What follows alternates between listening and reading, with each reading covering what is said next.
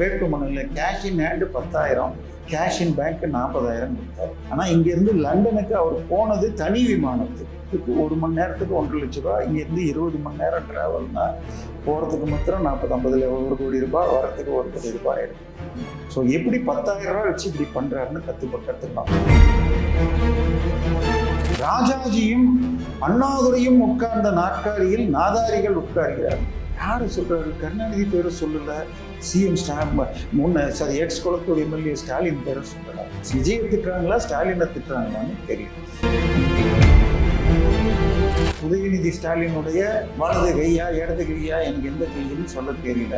அவர் தான் ரசிகர் மன்ற தலைவர். அவருக்கு பேரை சொல்றதை விட அழுகை எப்படி அழுகிறதுங்கிறதுல ஆஸ்கார் அவார்டு ஜஸ்ட் மிஸ் ஆச்சுன்னு நாங்கள் கருதுறோம். iPlus TV, India's #1 QLED TV. Crystal clear picture quality with 3-year replacement warranty. Smart voice, smart entertainment. Sir வணக்கம். வணக்கம். லண்டனில் ஸ்டாலின் அவர்கள் பல நாள் ஒரு பயணமாக போயிருந்தார். அவருடைய பேரின் பட்டமளிப்பு விழான்ற மாதிரி சொல்லியிருந்தாங்க. ஆனால் இப்போ தமிழகத்துக்கு திரும்புகிறார் ஸ்டாலின் அவர்கள். இது தமிழகத்துக்கு திரும்பினதுமே என்ன மாதிரியான நிலைப்பாடுகள் எடுக்க போறாரு, என்ன மாதிரி செயல்பாடுகளை செயல்படுத்த போறாரு சார்? இல்லைம்மா, எனக்கு முதல்ல ஸ்டாலின் கிட்ட அப்பாயின்மெண்ட் கொஞ்சம் வாங்கி கொடுங்களேன். அவர் தேர்தல் பத்திரத்தில் இதில் வேட்புமனுல cash in hand 10,000, cash in bank 40,000 கொடுத்தாரு. ஆனால் இங்கேருந்து லண்டனுக்கு அவர் போனது தனி விமானத்துக்கு 1 மணி நேரத்துக்கு 1,50,000 ரூபா. இங்கேருந்து 20 மணி நேரம் ட்ராவல்னா போகிறதுக்கு மாத்திரம் 40-50 1 கோடி ரூபாய், வரத்துக்கு 1 கோடி ரூபாய் ஆயிருக்கும். ஸோ எப்படி 10,000 ரூபா வச்சு இப்படி பண்ணுறாருன்னு கற்றுக்கணும். அடுத்தது நம்ம ராசா இருக்காருங்க. அவர் ஒன்று சொல்லி ஒரு மீட்டிங்கில் பேசியிருந்தார். ராஜாஜியும் அண்ணாதுரையும் உட்கார்ந்த நாற்காலியில் நாதாரிகள் உட்கார்கிறார். யாரை சொல்றாரு? கருணாநிதி பேரை சொல்லல, CM X Kulathur MLA Stalin பேரை சொல்லல. இப்ப நாதாரிகள் அண்ணாதுரை ராஜாஜிக்கு அப்புறம் வந்து எல்லாரையும் சொல்லிட்டாரா? இல்ல எம்ஜிஆர் பேர் சொல்ல முடியாதா அவங்க எதிர்கட்சி? ஏன் ஸ்டாலின் பேரையும் கருணாநிதி பேரையும் சொல்லல? ஸோ விஜயை திட்டுறாங்களா ஸ்டாலினை திட்டுறாங்களான்னு தெரியல. இப்போ நீங்க கேட்டீங்க, ஸ்டாலினை பொறுத்த வரைக்கும் இப்பொழுது வழக்குகள் வர ஆரம்பிச்சிருச்சு. இனிமேல் அவர்களுக்கு அடுத்த 3 வருஷமும் ஆட்சி கோர்ட்டாக ஏறணும், இல்லை வக்கீல் வீடாக ஏறணும், வக்கீல் போயிடுவாருங்கிற நிலைமை. ஏற்கனவே திரு உதயநிதி ஸ்டாலினுடைய வலதுகை ஆன சிற்றரசு அவர்கள் உங்களுக்கு HRNCலையும் மொத்த துறையிலையும் வேலை வாங்கி தரேன்னு அந்த சேப்பாக்கம் தொகுதியின் திமுக வட்ட செயலாளர் துளசிராமன்கிறவர் 69 லட்ச ரூபா நான் வாங்கி கொடுத்தேன், அதுக்கு ஏமாத்திட்டாருன்னு இருக்காரு. அதே மாதிரி அவங்க நம்ம இதுகிட்ட தேவி தியேட்டர் கிட்ட இந்த ரோட்ல ஃபுட் கோர்ட் அமைக்கிறேன்னு 1.5 வருஷமா ஒரு தள்ளு வண்டிக்கிட்டையும் 25,000 ரூபா மாசம் 1.5 வருஷம் வாங்கியிருக்காங்க. அதுக்கு அடுத்தது பார்த்தா உதயநிதி ஸ்டாலினுடைய வலது கையா இடது கையா எனக்கு எந்த கைன்னு சொல்ல தெரியல. அவர் தான் ரசிகர் மன்ற தலைவர். அவருக்கு பேரை சொல்றதை விட அழுகை எப்படி அழுகிறதுங்கிறதுல ஆஸ்கார் அவார்டு ஜஸ்ட் மிஸ் ஆச்சுன்னு நாங்கள் கரூர்ல. அவரு இப்போ எவ்வளோ ஊழல் பண்ணுறாருன்னு தெரியல. அவருடைய உதவியாளர் அரசகுமார்னு ஒருத்தர் குண்டர் சட்டத்திலே போட்டிருக்காங்க. தனியார் பள்ளிகளுக்கு லஞ்சம் 100 கோடின்றாங்க, அப்புறம் 200 வருஷத்துக்கு 500 கோடி அவர் வாங்கி கொடுத்துருக்காராம். ஸோ இப்போ உதயநிதி இந்த பக்கம் சிற்றரசு, இந்த பக்கம் இவங்கன்னு சுட்டியாச்சு. அதுக்கு அடுத்தது பார்த்தா சபரீசன் சார் தேனியில் ஒரு கம்பெனி விஷ்ணு அப்பா எலக்ட்ரிக்கல்ங்கிற கம்பெனி ஒரு 42 கோடி ரூபாய்க்கு டெண்டரை ஃபேரிசன்னு ஒரு இதுக்கு சோலார் பவர் வாங்கி கொடுத்தோம். அவங்களுக்கு 38 லட்ச ரூபாய்க்கு சப்ளை பண்ணோம். துட்டு கொடுன்னு கேட்டால் நாங்கள் சபரீசன் தம்பி கம்பெனி நாங்கள் தரமாட்டோம்னு கம்ப்ளைண்ட் ரைட்டிங்கில் கொடுத்துருக்காரு. இப்போ ஃபேமிலியே வளர்ச்சாச்சு. இது ஒரு பக்கம் கோர்ட்டு பிரச்சனை. இன்னொரு பெரிய பிரச்சனை இருக்கும். நீங்கள் அருணாச்சலம் படம் பார்த்தீங்களா? ரஜினிகாந்த் படம் 30 நாளில் 3000 கோடி செலவு பண்ணணும் பாருங்க. இப்போ நம்ம பிடிஆர் இருக்கார் பாருங்க, அவர் ஒரு 1.5 வருஷம் ஆனப்போ ஒரு பெண் நிருபரிடம் அவர் பேசின ஆடியோ லீக் ஆச்சு.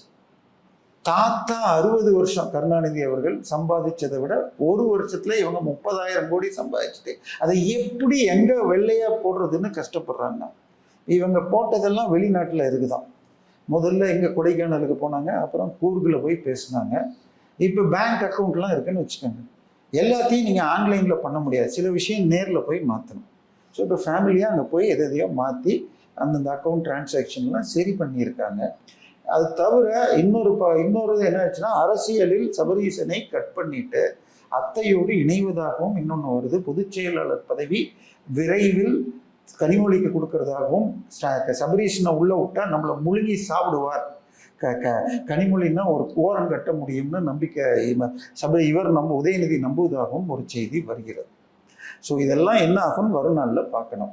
கூட்டணி புஷ்ஷுன்னு போயிடுச்சு. இப்போ அதை சரி பண்ணுறதுக்கு 2-3 தூதுகள் விட்டு இப்போ கடந்த ஒரு வாரமாக பார்த்தீங்கன்னு சொன்னால் காங்கிரஸ் தலைவராகி உள்ள மாணிக்கம் தாக்கூர் இப்போ கொஞ்சம் அப்படியே விஜய் விமர்சனம் பண்ண ஆரம்பிச்சிட்டார்.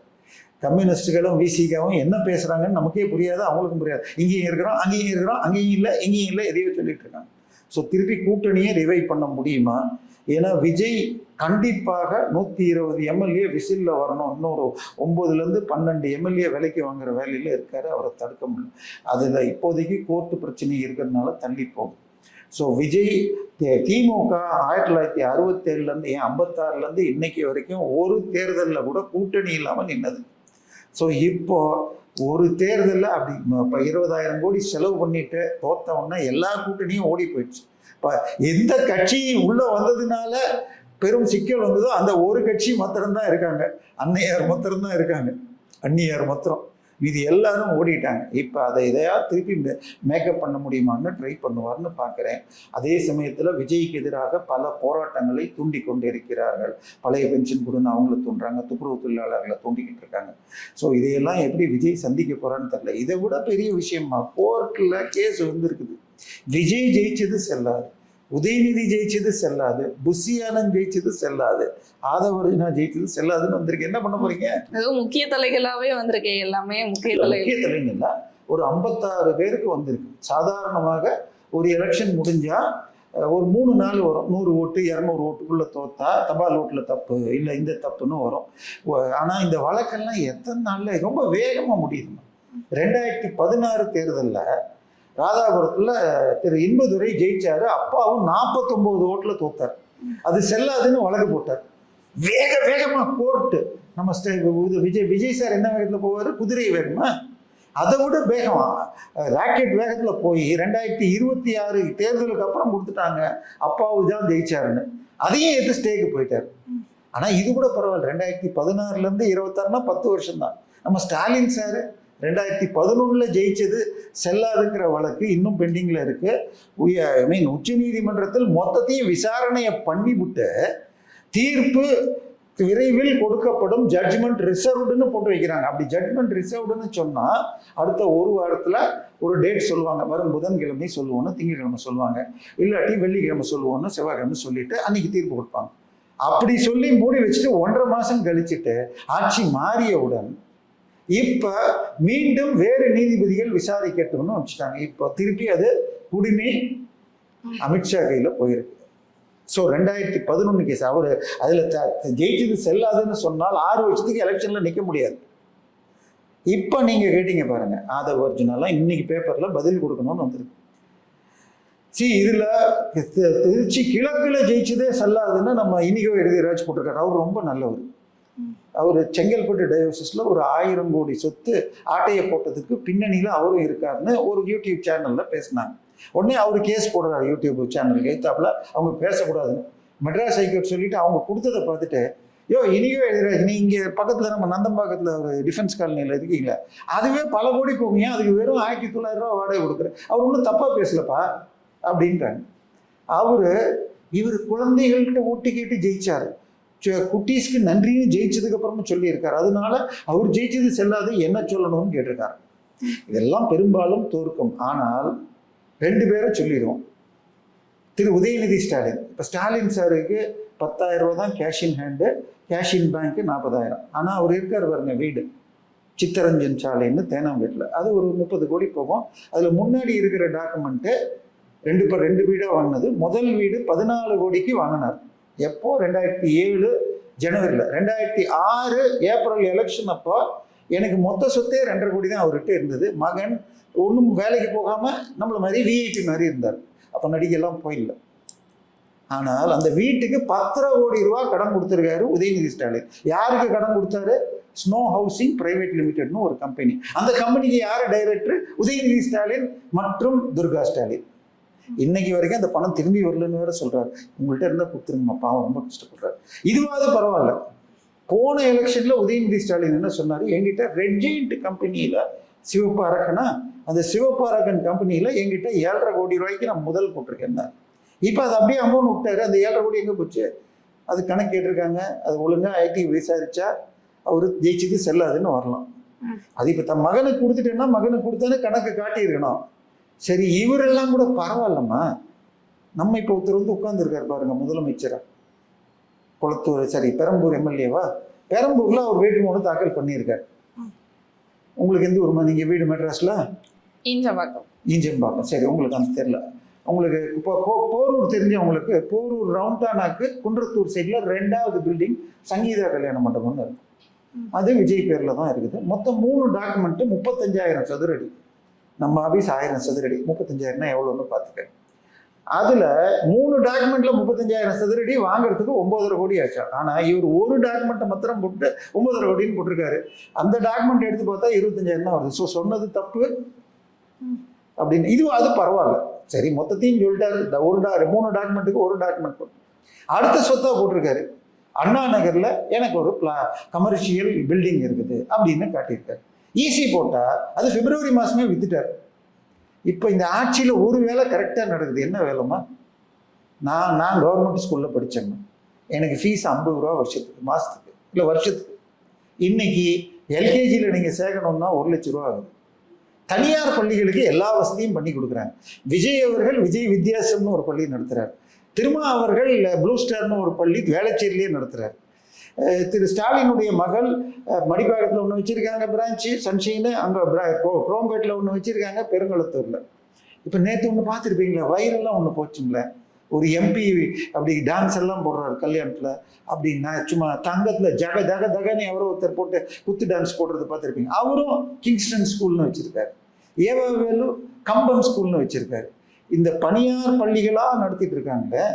இப்போ நான் எதுக்கு சொல்ல வந்தேன், இது அந்த இடத்த அவருடைய டிஸ்டன்ட் ரிலேட்டிவோ இல்லை ஏதோ இதில் நம்ம சத்தியம் டிவின்னு சொல்லி அவங்களுக்கு ஸ்கூலில், அவங்களுக்கு ஒரு ஸ்கூல் இருக்குது. என்ன ஆலிவ் குளோபல் ஸ்கூல்னு இதில் இருக்குது, பொன்னேரி தாண்டி. அவங்களுக்கு சிட்டிக்குள்ளே வேணும்னு அவங்களுக்கு கொடுத்துருக்காரு. பிப்ரவரியில் வித்த சொத்தை ஏப்ரல் எலெக்ஷனில் ஏன் சொத்துன்னு கொடுத்துருக்காரு. அதுக்கப்புறம் அவருக்கு ஒரு கல்யாண மண்டபம் வடபழனியில் இருக்குது. அது ஃபுல்லாக கொடுத்தாரான்னு தெரியல. இதை பற்றி நம்ம தனியாக அது மொத்தமாக ஒரு டாக்குமெண்ட்டாக எடுத்தே பண்ணணும். ஸோ விஜய் அவர்கள் சொத்துக்களை ஒழுங்காக கணக்கு கொடுக்கவில்லை இதில். அதனால் அவரை தகுதி நீக்கம் செய்யணும்னு பெரம்பூரில் ஒரு இது உள்ளூர் மக்கள் கேஸ் போட்டிருக்காங்க. இதிலெல்லாம் என்ன ஆகும்னா, 2011 கேஸ் இன்னைக்கு வரைக்கும் நடக்குது. 2016 கேஸ் இன்னும் அப்பீலில் போயிருக்கு. ஆனால் எப்படி நடக்கணும்னு சொன்னா, போன மாசம் மத்திய பிரதேஷ்ல ராஜ்யசபா தேர்தல், 3 சீட்டு தான் தேர்தல். 2 சீட்டு ஈஸியா பிஜேபி ஜெயிக்கும், 1 சீட்டு ஈஸியா காங்கிரஸ் ஜெயிக்கும். ஆனால் காங்கிரஸ் வேட்பாளர் வேட்புமனுல தப்பா எழுதிட்டாங்கன்னு சொல்லி பிஜேபி ஜெயிச்சிச்சு. அதை எடுத்து சுப்ரீம் கோர்ட்டுக்கு போனாங்க, தோத்துட்டாங்க. ஸோ ஒரு வேட்புமனு தப்பா இருந்தால் அந்த வேட்பாளர் நின்றதே செல்லாது. இந்த வழக்குகளை 10 வருஷம் 20 வருஷம் இழுக்காம 45 நாள்ல முடிக்கணும்னு சொல்லி வேட்புமனுவே எப்படிமா நீங்க என்னது 5ஆம் தேதி முதல் 12ஆம் தேதி வரை 7 நாள் தான் வேட்புமனு. ஒரு நாள் வேட்புமனுவை சரிபார்ப்பதுக்கு, ஒரு நாள் வாபஸ் வாங்குறதுக்கு, 15 நாள்ல தேர்தல். ஆனா இந்த விசாரிக்கிறதுக்கு 30 வருஷமா. ஸோ இத்தனை 56 எம்எல்ஏக்களுக்கு ஏற்றாப்புல கேஸ் போட்டிருக்காங்க. அதுல 40 45 ஒண்ணுமே இருக்காது. ஆனா 10 கேஸ்ல ஏதோ சாரம் இருக்கும். இந்த 7 8 தோக்கலாம், 1 2 மாறலாம். இது அத்தனையும் 45 நாள்ல முடிக்கணும். திரு விஜய் அவர்கள் சொத்துக்களை பற்றி தெளிவான புரிதல் வரணும். ஏன்னா அது இன்னும் சொன்னா, அந்த சொத்து வித்தாருன்னு சொன்னோம் பாருங்க, அண்ணா நகர் சொத்து, அதை வித்ததுக்கு அவர் தாத்த போய் இப்போ ரெஜிஸ்டர் பண்றது கஷ்டம்னு பவர் ஆஃப் அட்டர்னி கொடுத்தாரு வெங்கட்ராமன் அவருடைய அக்கௌண்ட். இப்போ அவரும் அமைச்சராக இருக்காரு. மோஸ்ட்லி 100% என்ன இருக்கும், அவரு தான் ரெடி பண்ணி கொடுத்துருப்பார். ஒரு வித்த சொத்தை சேர்க்கிற அளவுக்கு ஒரு கணக்கு எழுதுறவர் இருந்தா அவருக்கு அமைச்சர் போஸ்ட் வேற கொடுக்குறாங்க. எனக்கு தோன்ற மோசடிகள் வந்துகிட்டே இருக்கே சார். இல்ல மோசடிங்கிறத விட தவறுன்னு சொல்லணும். பட் ஸ்வான் அஃபிடவிட் என்றால் பதவியை பிரமாண பத்திரம், இதுல இருக்கிற ஒவ்வொரு எழுத்துக்கும் வரிக்கும் நான் பொறுப்புன்னு அர்த்தம். ஏன்னா இப்ப நீங்க நார்மலா லெட்டர் போட்டா கடைசியில தான் ஒரு கையெழுத்து போடுவீங்க. அஃபிடவிட்னு சொன்னா ஒரு பக்கத்துலயும் போடணும். ஸோ விஜய் அவர்கள் போட்டிருக்காரு. அதே போல திரு உதயநிதி இவங்க எல்லாருமே தப்பா கொடுத்துருக்காங்கன்னா இது எல்லாம் 45 நாள்ல முடிக்கணும். இல்லாட்டி கோர்ட்டு பேர்ல மக்களுக்கு இருக்கிற நம்பிக்கை போயிடணும். இல்லை இதுக்கு ஏதாவது மன்னிப்பு கேட்கிற முறை இருக்கலாம். விஜய் வேணும்னு மறைக்கல தப்பா போட்டாருன்னா அது கோர்ட்டு ஏற்கும்படியான ஒரு மன்னிப்பு கேட்கும் முறை வச்சு பண்ணணும். ஸோ என்ன நடக்குதுன்னு வருங்காலத்தை தான் பார்க்கணும். கண்டிப்பாக சார், தொடர்ந்து பேசுவோம் பல நிகழ்வுகளை பற்றி. நன்றி சார்.